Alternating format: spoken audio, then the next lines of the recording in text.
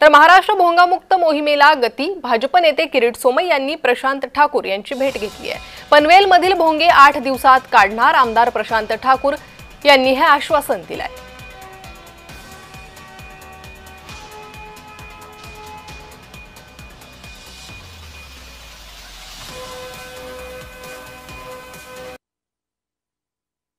आज ज्या पद्धतीनं सर्वसामान्य नागरिकांच्या तक्रारी आहेत, विशेषत्वानं अनेक ठिकाणी मशिदींवरचे भोंगे आणि त्याच्यामुळे होणारं आवाजाचं ध्वनीचं प्रदूषण आणि त्या ध्वनी प्रदूषणाच्या माध्यमातून विशिष्ट प्रमाणे काही ठिकाणी टार्गेट केलं जाणं अशा पद्धतीच्या तक्रारी होत आहेत।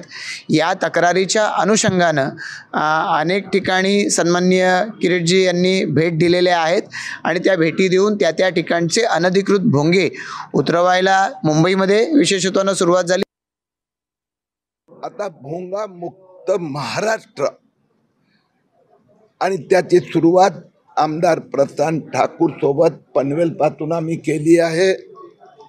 आज या भागातल्या 3 पोलीस स्टेशन त्या अधिकाऱ्यांची भेट घेऊन दुर्दैवाने ज्या गांभीर्याने मुंबई पोलिसांनी कारवाई केली ते गांभीर्य महाराष्ट्रात आणावं लागणार आहे।